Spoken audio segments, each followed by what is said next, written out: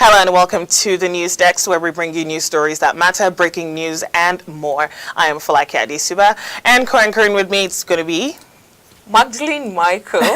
How are you today? I'm alright. Welcome to the News Desk. Yeah, it's a pleasure being Happy here. new month. Oh my God. it's a new month. Yeah, it is. How was your February? I blinked. And it's over. I'm like, February's like few seconds. And January was so long. Oh my God. You know, there's this joke that I said in January, and I was like, oh my God, how many months does this month have? In January, right? January was definitely a long month. Yeah, We thank goodness for a new month. Yeah. So, weather. How's the weather looking like? Still hot? Is it getting cooler? It's still hot. Still hot. Weather is still hot. Still some sweaty nights. Crazy. We have to wait for the rainy season. When should we expect rain? What month? They're here. March. March. This is the month, March. yeah. Oh, we're there. We're around the Yeah, corner. we're here. Okay. All right, let's get into news business now. We're starting off naturally with the Commander-in-Chief. Now, President Mohamed Buhari has called for an immediate action plan by African leaders and the international community to restore Lake Chad to its lost glory. The president made the call in his address at the International Conference on Saving the Lake Chad in Abuja, the nation's capital. Now, those at the conference include presidents of Niger and Chad, Muhammadu Isufu and Idris Deby, among other African leaders, as well as representatives from the United States and other concerned agencies. President Buhari warned the delegates against any further delay in arresting the situation in order to mitigate its consequences on the large population in the basin. Now, according to him, the negative effects of the shrinkage of the lake are enormous, while the major challenges facing the region remain unresolved. The Nigerian leader explained that the conference was convened with a view to finding workable solutions in resuscitating the Lake Chad to the benefit of all member countries in the region and to the ecological balance of a large area of West Africa.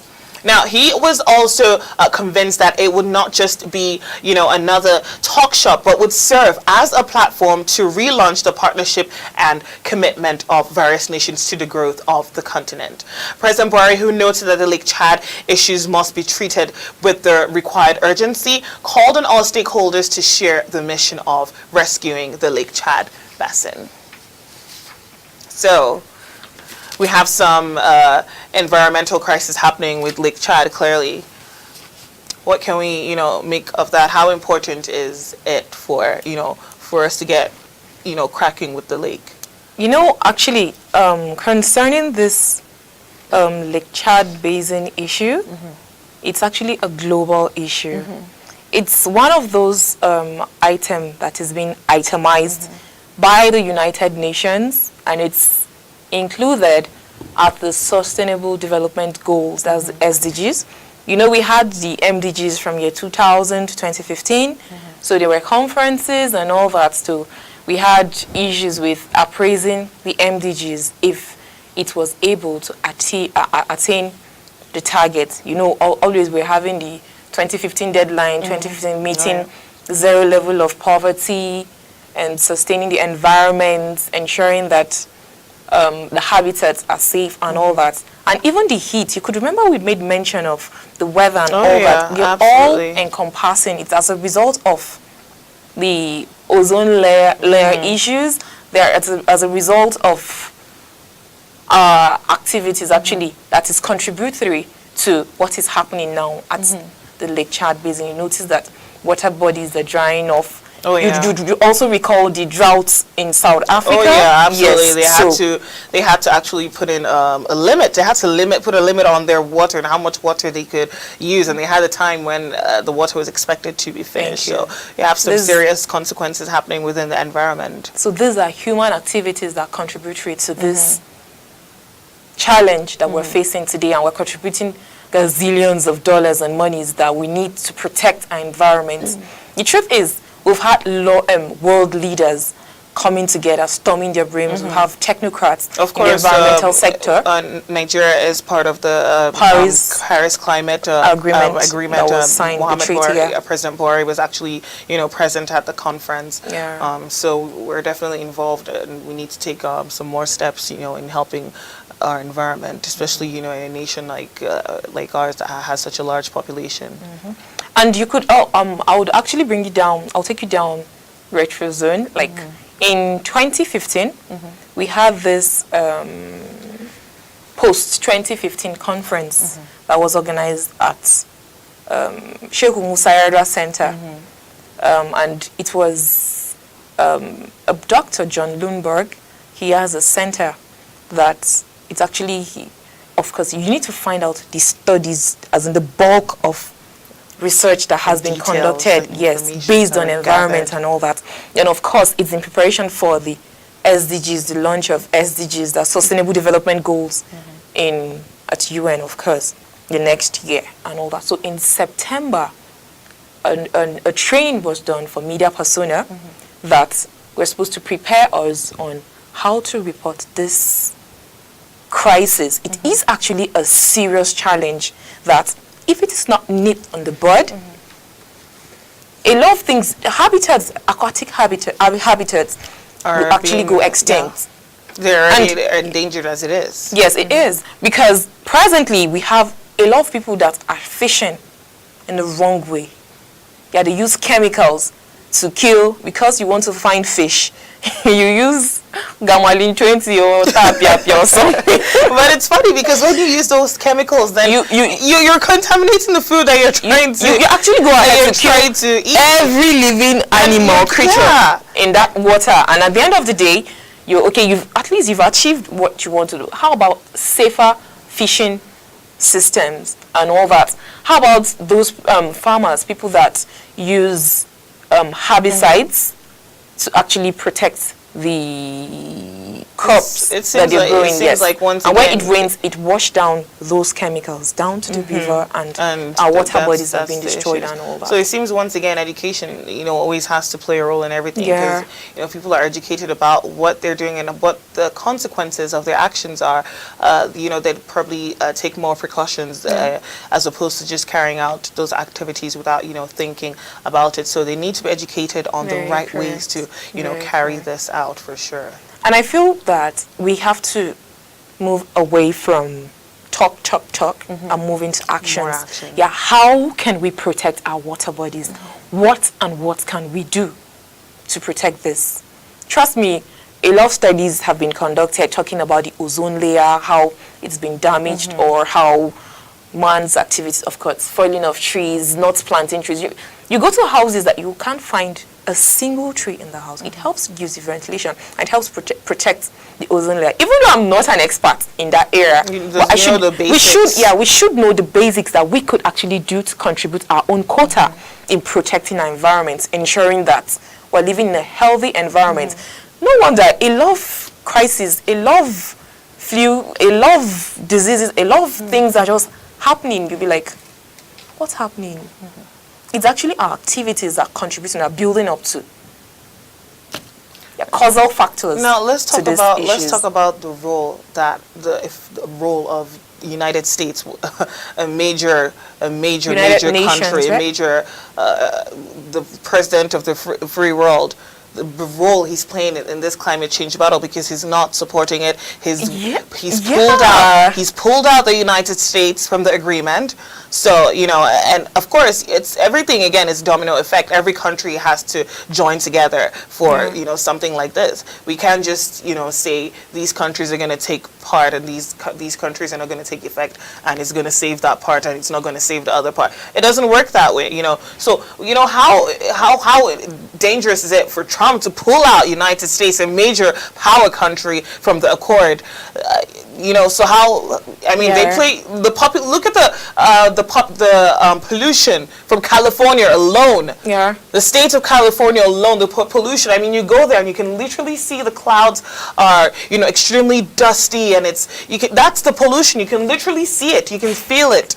So the population of California alone, what they need to do alone, and now we have the whole of the United States conjoined, not being a involved, party of not the being a Paris part when Agreement. you know when one state alone is a huge, you know. Looking at Donald Trump's, that's the president of the United States, decision or his rationale behind pulling out, you know, he's a businessman. He's been a businessman before becoming the president of the United States. So looking at it from the economic perspective or angle, he found out, or he's aware that it's not healthy for his economy. And okay, I made mention of a doctor that conducted a study that Bill Gates endorsed and all that. His name is Dr. John Lumberg. He tweeted, or he sent, he did a write-up on the Paris Club Agreement, and he made mention of Donald Trump's decisions, or his decision of pulling out and all that. And guess what? He was in support of it. He said, it's not economically healthy, despite the fact that we had the likes of Leonardo being like in the forefront supporting the protection of climate, yes, and the whole Paris Club Agreement signing and endorsement and what have you. But the good news is we have our African leaders that are committed. We have a president, that's our president, Muhammadu Buhari, that is committed in ensuring that Nigeria contributes its own quota in protecting our environment, in ensuring that our sustainable development is achieved.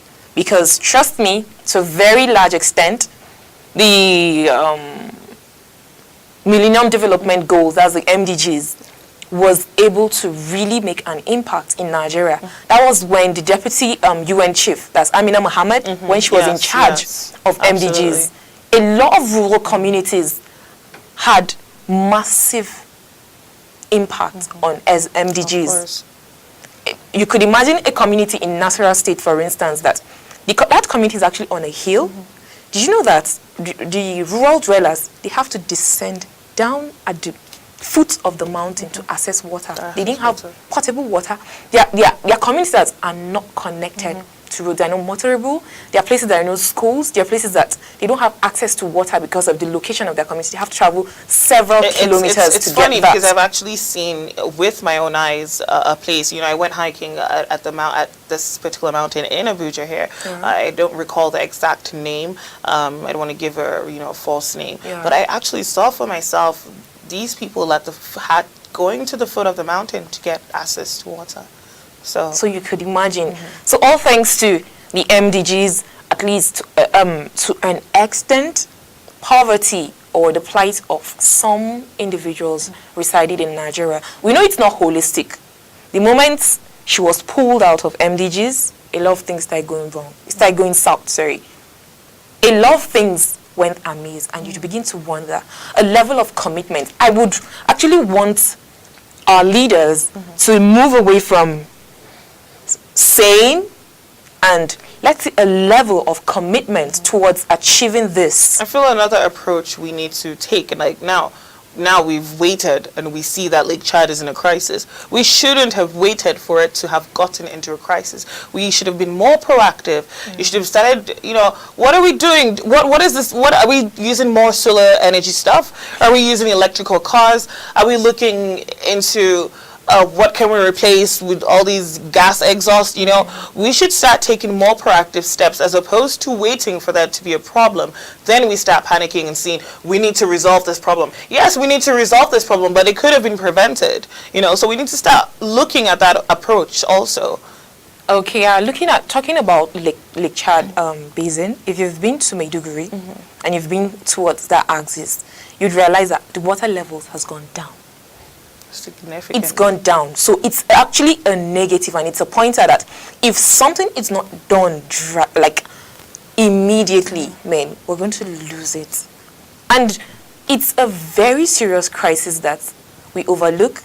It's so unfortunate that our maintenance culture or proactive measures that we're supposed to take before things happening. Okay, what if there's, or are there exigencies, like plans that we could actually put in place to achieve this or that? We'll just wait for it to happen first. Then we'll be like, oh, so how do we solve this problem? How about not allowing that to happen first, gotten to that or to look out for the warning signals? the water level, it's feasible. You don't have to use any measurement tools or whatever. You know, you would notice the move, yeah. the shifts. You would see it. It's feasible. You could actually. It takes us back to, you know, it takes us back to that thing, that saying that we have here, and that's how it is now. You know, we really need to step away from that practice. And no, that's the way it is. Yes, that it doesn't have to be that way. And be like, yeah, that's you know, we keep saying that that's the way it is until until it gets to that point where it's not, you know, your eyes are not open and you know, we can't say that's the way it is anymore. You know, it's gotten to the part where it's gotten worse. It's gotten to the extreme line. All right, let's move into some election talk. Now, the Independent National Electoral Commission fixed and announced dates for general elections in the country for the next 36 years. Get that? Now, this covers the 2019 elections up to the year 2055. INEC Chairman Professor Mahmood Yakubu announced the decision at a meeting with leaders of political parties in the nation's capital, Abuja. According to the INEC chairman, general elections will be held on the 16th of February and March 2nd in 2019, February 18th and March 4th in 2023. Now, I want us to definitely look in depth into the story because we have a lot. When it comes to elections. We always have a lot to talk about. Yeah. So let's take a short break first, and we'll be right back. Stay with us, people.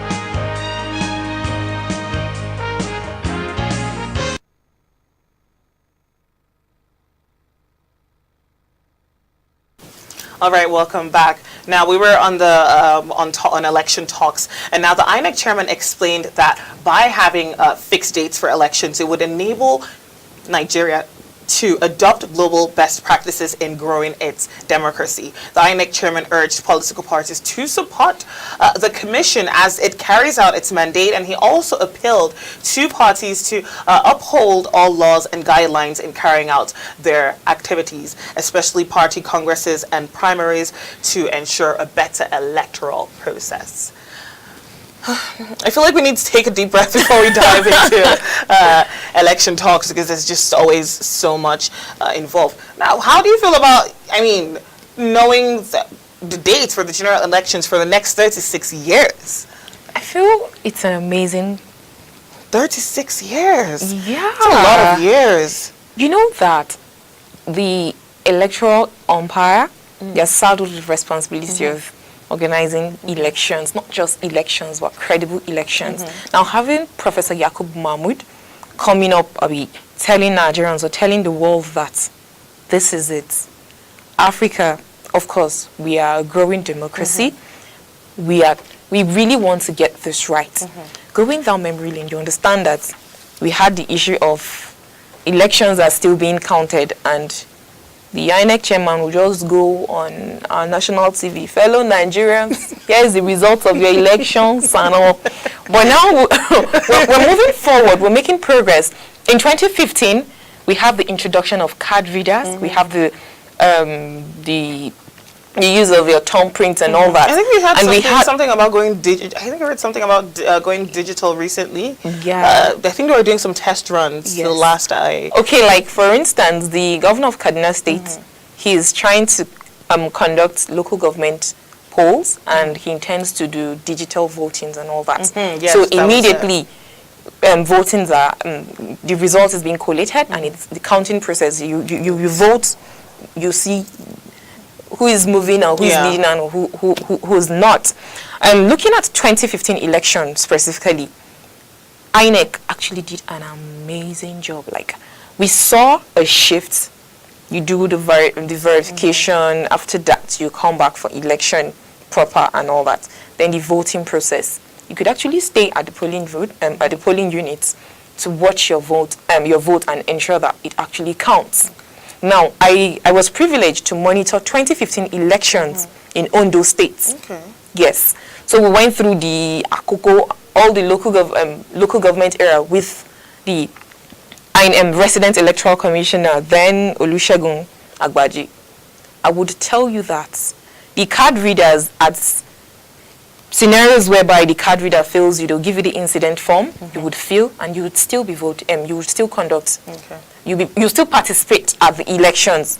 So that was kind of like a shift, and the whole world, international community, were really interested at these elections. They want to see what will happen. And I think it wasn't just all about the election process, but the individuals that were involved in that elections. So we saw a lot of Nigerians that were really passionate about the electioneering process and all that. So I would, coming back to this, I would say it's actually a positive feel for Nigerians to be aware that, okay, if here is my timetable for the year, for instance, 2019 is election, so I should be, even if I'm not based in Nigeria, because we've not been able to move election, like people that are not present, that are not currently in Nigeria, could vote in proxy, like away, yes. So even if I'm not in Nigeria, because whatever that is happening in Nigeria affects me directly or indirectly, because I have relatives, I have friends, or I have people that I'm related to. Or business or something. Or business, yeah, in Nigeria. So I would want to be a party to that. So having this, it will be like an atlas. It would guide your schedule, sort of your movement. Yes, your schedule too. You finding a way around it in making it to elections or to participate in elections. Okay, should it's not possible 2015 and the next 20. The next election, 20-something elections, like coming up, you would actually plan to attend or ensure that your vote counts. And of course, you're aware that continuous voters registration, it's ongoing and it intends to end by December. So with this, a lot of Nigerians will be like, okay, I could actually make plans. I'm tired of complaining, or I'm tired of saying, I didn't vote. It wasn't my business, or I wasn't, I don't have that time. It's too stressful and all that. So I feel, INEC, thank you, well done for this. Would want to find out build-ups, like other innovations you've brought into the process. What happened to the card reader not recognizing even the then incumbent president, Goodluck Jonathan? The card reader rejected his wife. Our first lady. So we had issues like that. And I feel if they could actually build up on that. The process was actually wonderful, but it's a bit like bogus. You have to go for verification. Bulky. Then wait till 1 p.m. or thereabouts before the voting proper comes up or commence, which was quite a challenge. Now, while we're on the issue of elections, so considering all the letters I've been going back and forth and advices, Obasanjo's letter to Buhari, what is happening right now? So is Buhari rerunning? Oh my God. Do we have a definite answer of yes he is, no he isn't, is he taking his advice and pulling back, or what is happening? You know, the person of our president, he's one unpredictable somebody. Oh, absolutely. Yes. Absolutely. First of all, we had stories. The All Progressive Congress just came out from their non-elective convention. They had meetings and they extended the tenure of their executive to 12 months. Now, since the party came into power, they've not conducted any convention. The rationale behind the extension, according to the party, it's not me. According to the party. Yeah. They actually were up to ensure that the reconciliation committee that has been set up by their president, Muhammadu Buhari, it's headed by the Jagaban himself, Tinubu, to ensure that every aggrieved member of the party is actually reconciled and brought back. If not, of course, I actually see wisdom in them extending the tenure, but extending by 12 months, that's questionable. No, that it's in their best judgment. So it's actually what they deem fit. But the extension was to ensure that Tinubu has been able to reconcile. You would agree with me that a house divided against itself cannot stand. Yes, I'm sure they are they put those things into cognizance and they went ahead to do what they did. And we have crises from Kano to Ondo to Kogi to like the house is really very, very serious calamity. They have the choice of words. Ganduje and Kwankwaso. Then you come down to Kaduna, we have the governor and Sheikh Husani and Hunkui. You come down to Kogi State, you have the Dino Melaye, you have the James Faliki, you have the governor, and have, yes, even his party executive and all that. So we have this pocket of crisis. I feel they have to put their house in order.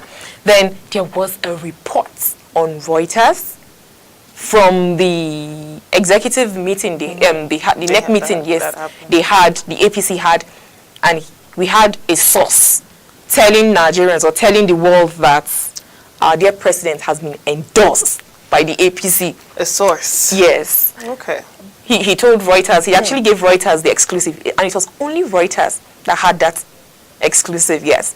That the president has been endorsed, but they were not giving him the automatic ticket that there would be primaries if you've endorsed somebody. So can we say this is still developing, or? Yeah, it is developing.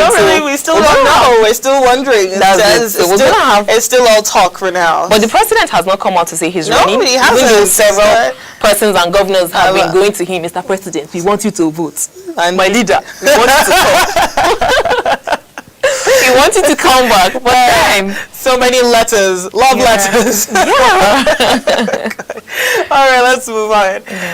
Let's move on to some things that are not so light on the heart. The UN has expressed outrage at the abduction of 110 schoolgirls of the Government Girls Technical College, DAPCHI, of course, Yobe, now by the suspected Boko Haram terrorists who are at it again. Now, the Secretary General, Antonio Guterres, said in a statement by his spokesperson, Stéphane Dujarric, that he strongly condemns the abduction and attack. Now, Guterres said he was gravely concerned over the situation of the schoolgirls abducted during an attack on their educational institution in Dapchi, Yobe State on the 19th of February. The Secretary General called for the immediate and unconditional release of all missing girls and for their safe return to their families. The UN chief urged the Nigerian authorities to swiftly bring those responsible for this dastardly act to justice. Guterres reiterated the solidarity and support of the UN to Nigeria government and other affected countries in the region in their fight against terrorism and violent extremism. The UN had earlier described the abduction as another horrific incident where young women and girls are targeted by terror groups. Now, of course, we definitely saw this coming. We knew it was not long before we'd start getting these reactions once again. We had mentioned in our last time on the desk that, it garnered international reactions, international attention last time it happened, and we talked about it being almost like a deja vu. So now we have the UN Sec General coming up, pouring out outrage at this situation, happening once again and calling for action. Okay, looking at this incident, the U.S. had already come, there's U.S. ambassador to Nigeria.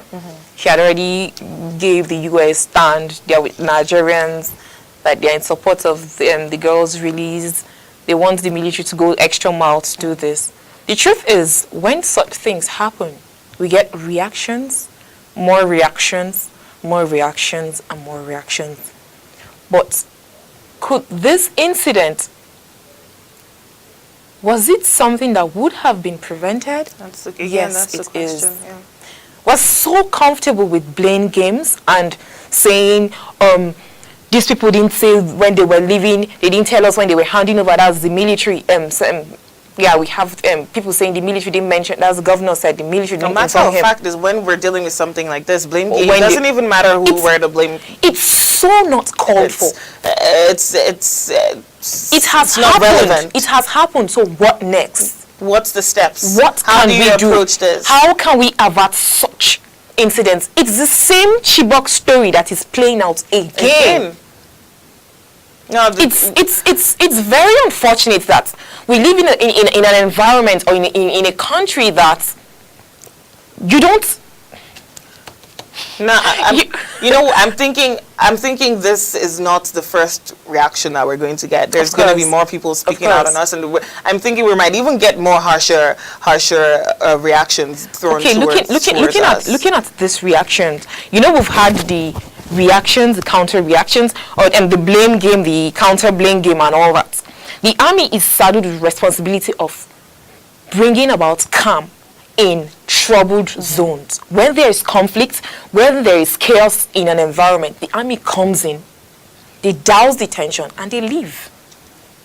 Yes, that's what happens. So where's the follow-up? The army, no, the follow-up is left. We have other sister security agencies, remember.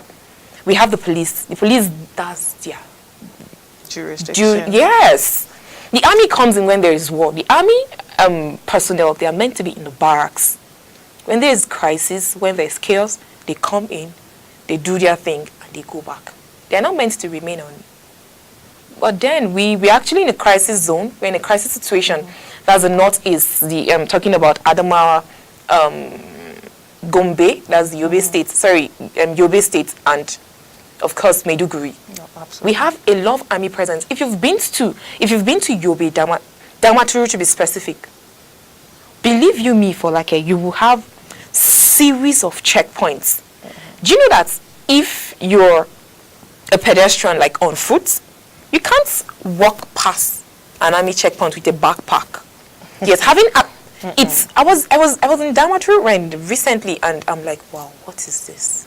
Serious situation. You get to see how people have to really adjust their lifestyle to fit into this situation. that is happening right And now. everybody's a threat. You moving with a backpack, of course you're a Everyone threat. is a suspect until otherwise said. You're approaching a military checkpoint. Maybe you want to go and make inquiry. They'll come with their gun and say, stay here and all that. But these are things that we should come to terms with, and it's facing us in the face now. Looking at these schools, they're targeting schools, they're targeting young girls. It's unacceptable. So what are we doing as government? What are we doing as citizenry in the country to ensure that we remain safe?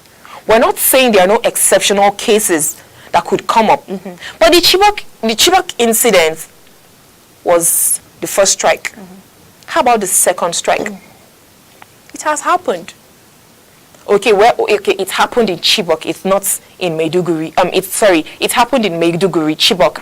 It's not in Gombe. It's not in Adamawa. Are we going to wait or sit and wait until they strike again before we decide to have permanent security agents that will be guarding schools, or would have permanent solutions that would ensure that these individuals, these Boko Haram guys or persons or what should ideally be happening is as you're working on repatriating, recollecting those people back, you should also be working on preventing it simultaneously. Ideally, that should be the action that should be on ground. Well, then these are things that talking about the Chibok girls, for instance, it's been about 4 years, if I'm not mistaken. It's been years. We still have them some of these girls are still in abduction. And guess what? The rationale behind releasing some of those girls was an exchange. You swap terrorists for innocent girls that didn't bargain for this. They're not cut out for this. They didn't ask for this, but this is the situation they are facing. Now, these innocent girls that are present, the Dapchi girls that are presently at Boko Haram custodies, what becomes of them? And I won't be surprised if we have schools that are not presently guarded by the military or the security agents presently in the northeast. Now, another thing That would allow them, there will be a strike or there is an incident happens and you start saying the checkpoints they've left or something. We're It's unaware so of the unacceptable, checkpoint was moved. honestly. Now, another thing to look out for, while I was in Canada, I was in another discussion. We were talking about, another terrorist, a similar or brother terrorist group, ISIS. Yeah. And what we were talking about was, while I was there, was the government has to make sure they, cater properly to these people so that they don't get angry and turn around and become vulnerable for them to pick in and, have to turn them in a way that they now have access to pick these people freely, that these people are then willing to go along with them. Do you understand where I'm getting at here? So we also have to make sure that as that situation happened over there, that situation doesn't, sort of come here as well. Or that would be another problem at hand. Of course, we see them already picking vulnerable girls and using them for the explosives to detonate. Suicide bombers, female suicide bombers. Using them as suicide bombers. So now we don't want people that would now start following them freely without, we have them taking people unwillingly against their will. We don't want to turn them willingly, if you get the point I'm trying to make here. So we have to make sure that, we cater to people that are following, that are getting thrown into these situations, that are falling victims to these attacks. We don't want them to get to a point and say, okay, I'm tired. You know what? Nothing's happening. I'm not being protected. Why don't I just join the other side? Do you get what I mean? Looking at this point you just drew, the truth of the matter is, when you go to the northeast, an average northeastern woman is somebody that, the moment I have a daughter that is about 11, 8, 9, it's okay, I would just start a petty trade and I need her, okay. There was a story I read, it's here in Niger State, not even in the northeast. This girl, her father is married to several wives. It's a senior colleague that actually narrated this scenario to us. The father is married to several wives, and this several wives has dozens of children that they are expected to cater for. All the man does is to produce the children, and the mom is expected to take care of these kids. Now, of course, the survival pattern or the survival package is send her to go and trade. This girl trades bitter cola. At the end of the day, she comes, bitter cola and normal cola.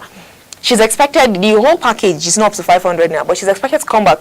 She comes home with about 1,000 thereabouts or a lot of money, and the mom is excited. She's actually a child. You don't ask questions. Where are these monies coming from? How did it come about?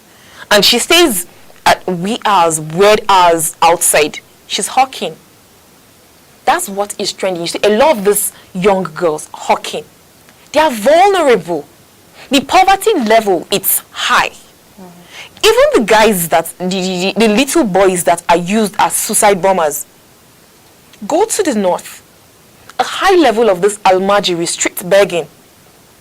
You see, I was in Zaria recently. There's a child that cannot even speak. You would use that. This child is not up to 5 or 4. His sentences are not clear, but he's begging. They are barefooted. They are dirty. Their clothes are tacky. Do you know that I couldn't hold my pain. I was like, does this child have a parent? Now you're getting somebody that's telling you that I just need you to deliver a parcel. I'll give you money. Some of them are deceived. Some of them, they actually hypnotize them to join. But of course, there is a point of contact before we get to that level of hypnotizing you to do what your master wants you to do. So of course, they would use money to draw them that. So they are vulnerable. These are rooted issues that should be addressed in the north. Categorically. We have people just giving birth. They'll tell you that it's God that gives children. Really? It is God actually. But what can we do to ensure that those kids that you're bringing in have a better life, that could actually contribute meaningfully to the growth and development of this country? Oh, it's very comfortable, it's very convenient to say, Dangote or Otedola, or, do you understand? These are forces to reckon with. What can you do as an individual to ensure, as a government, to ensure that these individuals, these younger generations that are coming up, they're not vulnerable, they're not left to feel, okay, man, survival. The less vulnerable that they are, Yes. the harder it is for them to, be picked up. That is it. And that is it. The moment you know that, for everything, there's a price tag. There's a price tag to everything. So if you've placed your price very high, there's nobody that would come and tell you, come, let me give you. Really? Is that worth my life? It's not. So that's the situation that our dear country is faced with. And I feel if our leaders could actually wake up to this reality, it would really go down well. Okay, so that's the, situation on ground with the 110 schoolgirls. We're going to take a break now. Coming up, when we get back, we're going to move on to sports and the international desk. You don't want to miss that. For more discussions on the way, stay with us, please.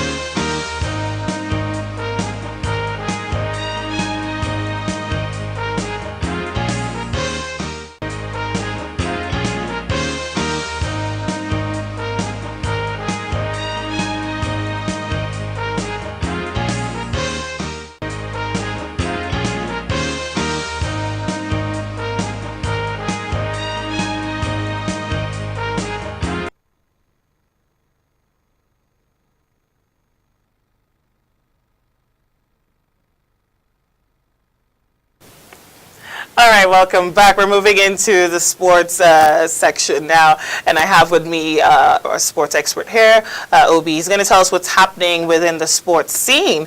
So, welcome to the news desk. Yeah, How are you doing today? Very well there. All right. So, what's happening with the sports scene? Yeah, a whole lot. It's like a basket full of. Should we start with soccer, football? What do you guys call it here? You know, I call it soccer where I'm from. Is it football? Yeah, it's still Football. soccer. It's still called soccer. Yeah. Soccer. Oh, say soccer, football. What's happening? Let's start there. Okay, we'll look at the Nigerian scene. We had a lot of matches go down. We saw Lobby Stars edging out Accra United at the top of the log in the Nigerian Premier League. Okay. You watch the Nigerian Premier League? You know what? Not as often. I'm going to confess, not as much as I should. I watch the sort of the English Premier League more. Well, it's quite as interesting as the other ones we have across the world.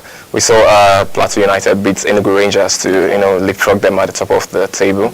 A whole lot of action. Just 3 games went down yesterday. We saw MFM up to losing their away match where they went to Sunshine to lose that close encounter. Then going to the European scene, we saw a lot of matches go down. Not really the games you have. We had lots of cup matches because in seasons like this they have cup matches in between them to play some other tournaments. It's not like you just staying in the league and playing the league all through the seasons.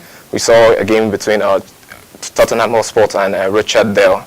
They played the first leg some time ago, which they drew 2-2. Nobody really expected that Tottenham would draw that game. It was just like, if I was the one back there, I was like, okay, it's all Tottenham all through. Yeah. What do you want though? We know Arsenal isn't doing so great. Do we have any updates as to what's happened with them recently? They lost a final Again. 3-0 to Manchester City. It was really awful. The worst defeat in the final match. I think. That should sting. But it goes down to preparations and all of this because now you see that the team as a whole, they're not having that win mindset again like they used to. Go back as far back as 2003, 2004. We saw that indivisible. Those we were call the them good times. Those were the real gunners. Yeah. see them go a season all stretch without losing a particular match. But right now you see them just fumbling and just playing the league like they are just coming to represent the club instead of going out to win trophies and medals. But right now we see a lot going on, and it's not just about them because there are lots of other teams springing up surprises. We see Tottenham playing in the Champions League, which like 5-10 years back we wouldn't see that happen. We see Atalanta going as far as getting to the semi-finals of the Coppa Italia, which Juventus actually edged them out in just a penalty. So the underdogs are coming up? This is the underdogs season, the season for the underdogs. The year of the underdogs, and we expect to see more and more of this in years to come because football is evolving. Oh yeah, it's always. great. It's really great to see that. It's not like the old times where you have just 1, 2, 3 teams, vying for the titles or the cups. We see other, small boys just digging out and trying to upset these teams.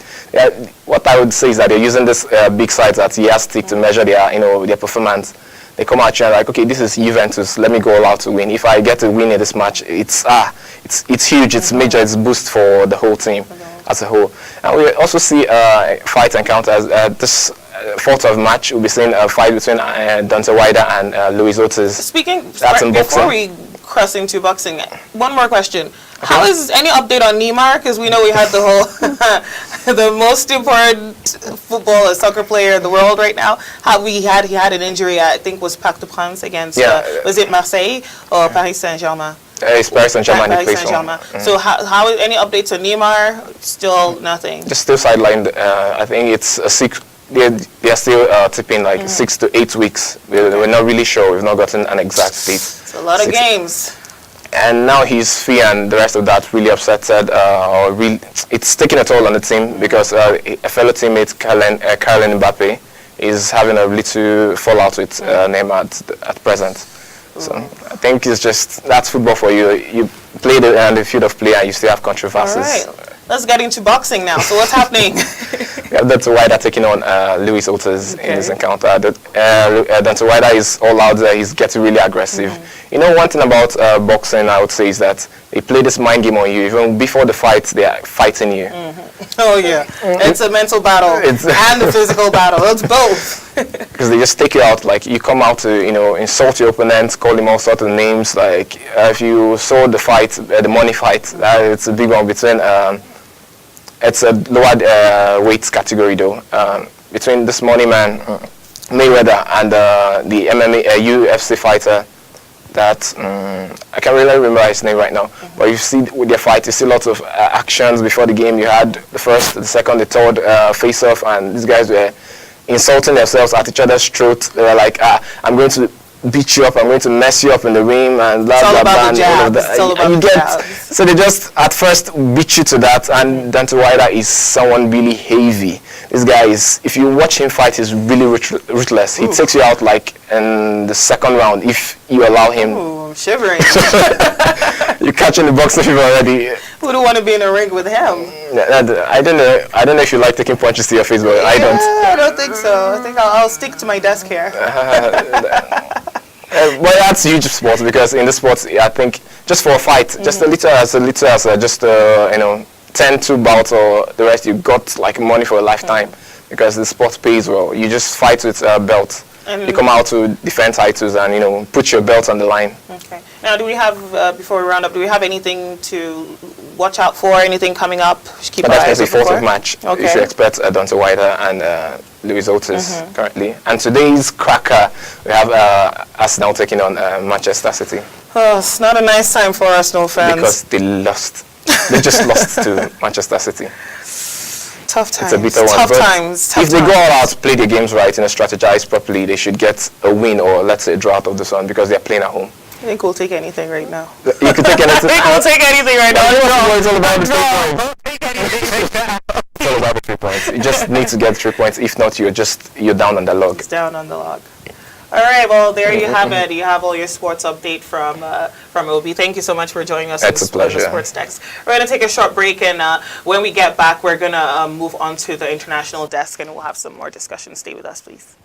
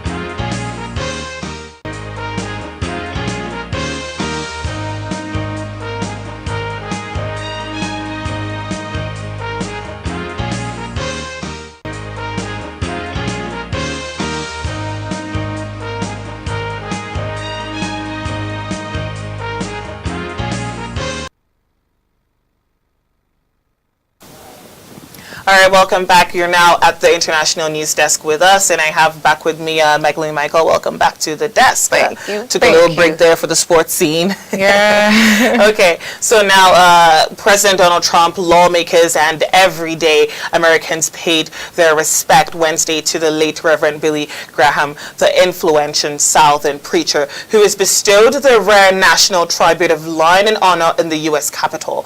The one-time backwoods minister who rose to become a spiritual advisor to several U.S. presidents and millions of Christian faithful via their television sets, died last week at the age of 99. The bulk of official Washington, including Trump, Vice President Mike Pence, half a dozen cabinet members, and many of the 535 lawmakers in Congress were in attendance alongside Graham's relatives. Mourners filed quietly into the ornate rotunda under the Capitol's massive dome as a military honor guard carried Graham's casket from a hearse up the steps for the somber ceremony. After Trump and his wife Melania presented a wreath, the president walked up to the coffin, placed his hand on its wooden surface, and tapped it a few times. Graham, sometimes referred to as America's pastor, was the world's foremost Christian evangelist who earned fame and a massive following by spreading a message of spiritual redemption at tent and stadium revival meetings in a career that spanned decades. Trump offered a simple but poignant title for the Reverend, saying, "An ambassador for Christ who reminded the world of the power of prayer and the gift of God's grace." Graham had a spiritual awakening at the age of 15 in 1934. So yeah, excuse me, a little, should I say, different storyline happening here from, I mean, if the whole focus has been a little bit on the Florida shooting, of course, but now everyone's gathered here to, honor Graham. Yeah. Billy Graham is somebody it's a force to reckon with in America and in the body of Christ. He's known as a renowned tele-evangelist, meaning he uses the broadcast media or he uses technologies actually to reach gazillion millions of life.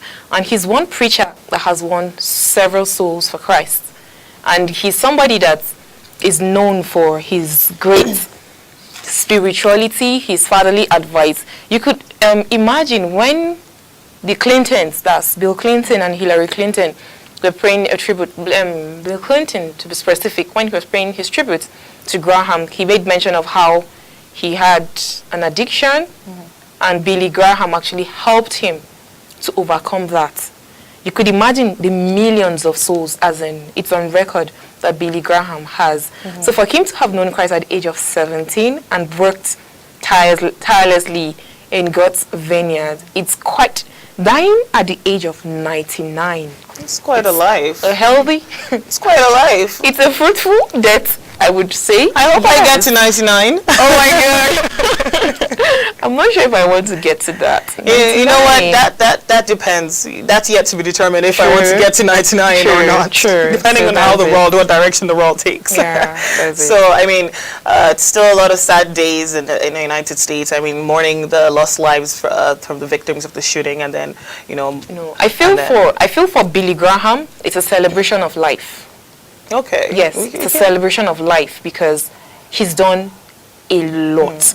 When you talk about a purpose-driven life, yes, he's fulfilled his purpose at age 99. Come on. It's regardless. It's when you still have someone alongside you constantly, and they're gone. It's still sad, regardless. Even though even though we always know certain people that have done a lot in life, but it's always sad that they have to go. Yeah. So that's the story from our international news desk. We're gonna have to wrap up here. Thank you. Have to go. Unfortunately, I know we would go. love to stay at this table and just keep chatting all day about news stories, but unfortunately we do have to wrap up now. My production team is gonna bang down on my door. We have to go. Thank you, Michael, for always thank you for having being gracious at the table as always. Thank you for having all right, everybody, we're gonna sign off now. Wishing you a good rest of your day. Once again, I am Folake Adesuba.